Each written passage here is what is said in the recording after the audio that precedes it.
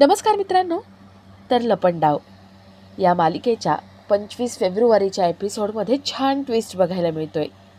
आणि ट्विस्ट असा असणार आहे की सरकार ऑफिसमध्ये आलेली असते. ऑफिसमध्ये येऊन ती सगळ्यांना जाब विचारत असते की आपल्या कोटेशनची फाईल आणि त्यात असलेली एवढी कॉन्फिडेन्शियल माहिती बाहेर गेली तरी कशी. सगळे खूप विचार करत असतात आणि सगळ्यांना एकच नाव सुचतं, ते म्हणजे कान्हा. ज्यावेळेस फायर अलार्म वाजला त्यावेळेस सगळे ऑफिस बाहेर होते, फक्त कान्हा नव्हता. आणि फायर अलार्म वाजला तोही कोणीतरी मुद्दाम वाजवला होता. सगळ्यांचा डाऊट हा फक्त कान्हावर जातो. परशू म्हणतो, सरकार, माझा संशय खरा आहे. या कानाकडे डुप्लिकेट चावी असलीच पाहिजे. सरकार म्हणते, आत्ताच्या आत्ता याची झडती घ्या. कानाची झडती घेतली जाते आणि त्याच्या खिशामध्ये एक चावी सापडते. सरकार ती चावी बघून खूप भडकते. तर इथे सखी रूमची आवरावर करत असते आणि कानाची बॅग चुकून खाली पडते. कानाच्या बॅगमध्ये असलेला तो ब्लँकेटचा तुकडा तिला सापडतो. सखी तो ब्लँकेटचा तुकडा बघते, पण तिला आठवत नाही की नेमकं हे काय आहे. या ब्लँकेटवरच्या लोगोचा अर्थ काय आहे, हे कधी पाहिलं होतं. सखीला काही आठवत नाही. ती खूप विचार करते. तर इथे चावी सापडल्यामुळे सरकार खूप चिडलेली असते. ती कानाच्या जोरात कानाखाली मारते. रात्री काना थकून घरी येतो आणि सखी त्याला जाब विचारते. सखी विचारते, हा तुकडा तुझ्या बॅगमध्ये आला तरी कसा काय. दिवसभर काना खूप वैतागलेला असतो. एकतर सरकारने आधीच त्रास दिलेला आणि त्यात घरी आल्यावर सखी त्रास देते. आता सगळं कानावरती उलटले. काना या सगळ्यातून कसा बाहेर पडतोय, स्वतःची बाजू कशी पटवून देण्याचा प्रयत्न करतोय, ते बघण्यासारखं असेल. तर या सगळ्याची सुरुवात कशी होते ते थोडक्यात पाहू. तर मालिकेत आपल्याला असं बघायला मिळतंय की सखी धावत पळत जानूकडे येते आणि तिला कळतं की जानूने हे फक्त नाटक केलं होतं, तेही कान्हाच्या सांगण्यावरून. सखी खूप चिडते आणि घरी जाते. सखी रूममध्ये येते तर रूम सजवलेली असते. सगळं खूप छान डेकोरेट केलेलं असतं. कान्हाने स्पेशली सखीसाठी व्हॅलेंटाईन डेचं गिफ्ट म्हणून रूम सजवलेली असते. सखीला ती रूम आवडते. कान्हा तिथे येतो. कान्हा विचारतो, सखी मॅडम, आवडले तुम्हाला. सखी त्याच्याशी काही बोलत नाही.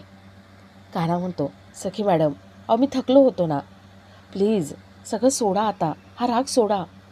आणि कसं असतं ना, नवरा बायकोमध्ये रात्री भांडणं होतात आणि सकाळी ते विसरून सुद्धा जातात की त्यांच्यामध्ये भांडणं झाली होती. प्लीज आजचे दिवस तरी. सखी म्हणते, माझे काही नियम आहेत. पहिला नियम, जे बोलायचे ते डायरेक्टली माझ्याशी बोलायचं. माझ्या मैत्रिणीला सांगायचं नाही. आणि हो, माझ्या रिबिनच्या बॉक्सला हात लावायचा नाही. सखी अजून पुढचे नियम सांगत असते.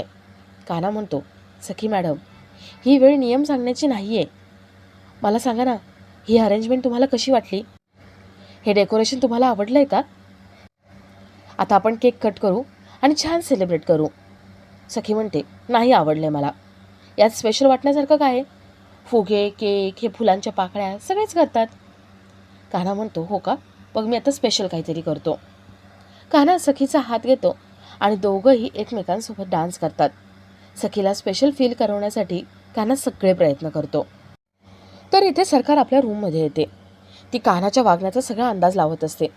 सगळे जी चक्र आत्तापर्यंत फिरत आली आहेत आणि आपल्या कंपनीतले एम्प्लॉई सोडून गेले, आपल्याला हे कॉन्ट्रॅक्ट मिळालं नाही, कान्हा कुठे कुठे होता, फायर अलार्म वाजला तेव्हा कान्हा कुठे होता, या सगळ्याचा अंदाज लावते. सरकार म्हणते, म्हणजे यामागे कान्हा आहे.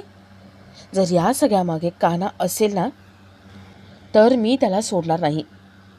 कान्हा महाडिक पहिल्यापासून नको त्या ठिकाणी नको त्या जागी पोहोचतो तो. आणि हा फक्त योगायोग नाही, यात मुद्दाम काहीतरी केल्यासारखं आहे. कान्हा, जर या सगळ्यामध्ये तुझा हात असेल ना, तुझं डोकं असेल, तर तुझा सामना आता माझ्याशी असेल. या सरकारशी हुशारी अजिबात करायची नाही. या सरकारला आत्तापर्यंत कोणीच हरवू शकलं नाही. आत्तापर्यंत जे कॉन्ट्रॅक्ट फक्त आमच्या कंपनीला मिळत होतं, ते यावर्षी त्या केसी कंपनीला मिळालं. आणि हा फक्त योगायोग नाही आहे, तर हे कोणीतरी माझ्या विरुद्ध केलेलं षडयंत्र आहे. आणि षडयंत्र फक्त सरकार करू शकते, दुसरं कोणी नाही. बघते ना आता हे कोणी केले आणि का केले. आता उद्याच त्याचा सोक्षमोक्ष लागणारच. तर दुसऱ्या दिवशी परशू सरकार ऑफिसला येतात. सरकारला कॉन्ट्रॅक्ट मिळालं नाही, दरवर्षीचं कॉन्ट्रॅक्ट आपल्या हातातून निघून गेलं म्हणून ती चिडलेली असते. सगळ्या एम्प्लॉईजला तिने बोलवून घेतलेलं असतं आणि सगळ्यांना झापत असते. परशू म्हणतो, सरकार, हे कधी कुठे कसं झालं ना मला पण नाही माहिती. सरकार म्हणते, मग केसी कंपनीने बाजी कशी काय मारली? परशू म्हणतो, नाही माहिती. नवादे म्हणतात, सरकार, अहो ते कोटेशनची फाईल माझ्याकडे होती, कॉन्फिडेन्शियल होती आणि मी ती लॉकरमध्ये ठेवली होती. सरकार म्हणते, हो ना, ती कॉन्फिडेन्शियल फाईल तुमच्याकडे होती. त्यातमध्ये आकडे काय काय लिहिलेले आहेत हे फक्त तुम्हाला माहिती होतं आणि या परशूची तर लायकी आणि धाडस दोन्ही पण नाही आहे. तो हे सगळं करूच शकत नाही. म्हणजे हे सगळं करण्यामागे कोणाचं तरी दुसऱ्याचं डोकं आहे. लवकर सांगायचं, हे सगळं कोणी केले? तुम्ही जर भीतीपोटी बोलत नसाल ना किंवा खरोखर इनोसंट असाल तर या सगळ्यामध्ये तुमचं नुकसान होईल. खरं खरं सांगा, वेळ निघून जाण्याच्या आत. ज्याने कोणी हे केलं आहे ना त्याने स्वतःहून पुढे या, नाहीतर या सगळ्याची शिक्षा सगळ्यांना भोगावी लागेल. सगळ्यांच्या नोकऱ्या गेल्या म्हणून समजा. कान्हा हे सगळं लपून बघत असतो. कोणी काहीच बोलत नाही. सरकार म्हणते, तुमच्या सगळ्यांना मी कामावरून काढून टाकलं. कान्हा पुढे येतो.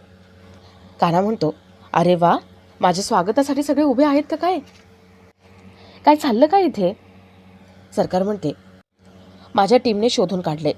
त्या दिवशी ऑफिसमध्ये फायर अलार्म वाजला, त्यावेळेस मुद्दाम कोणी तो वाजवला होता आणि त्या दिवशी कोणी मुद्दाम हा अलार्म वाजवला ना ते मला शोधून काढायचे. परशू म्हणतो, सरकार, अहो ज्यावेळेस अलार्म वाजला होता ना त्यावेळेस सगळं ऑफिस रिकामं झालं होतं. आपण सगळे बाहेर रिसेप्शनवरती होतो. फक्त हा कान्हा नव्हता. आणि हा कान्हा, मला माहिती आहे ना, हा लॉकरच्या इथे गेला असेल आणि याने फाईल काढली असेल. कान्हा म्हणतो, सरकार, अहो मला या सगळ्याबद्दल माहिती पण नाही आहे काहीच. आणि तसंही ऑफिसमध्ये सगळीकडे फिरायची परवानगी नाही आहे मला. आणि अजून एक विचार करा ना, अहो ज्या लॉकरमध्ये तुम्ही हे सगळं ठेवलं आहे, ज्या कपाटामध्ये ठेवले, त्याची चावी पण माझ्याकडे नाही आहे. ती चावी तर नवादे सरांकडे आहे. नवादे म्हणतात, हो, ती चावी माझ्याकडे आहे. कान्हा म्हणतो, नवादे, त्या दिवशी जो प्रकार घडला ना तो सांगा ना, सांगितलं सरकारला? सरकार विचारते, कसला प्रकार, काय सांगायचं बाकी आहे? नवादे म्हणतात, मी त्या दिवशी घरी जात होतो ना त्यावेळेस 2 गुंडांनी मला गाठलं आणि मला खूप मारत होते. माझा चावीचा बॉक्स हिसकावून घेत होते. पण तेवढ्यात तिथे कान्हा आला आणि कान्हाने मला वाचवलं.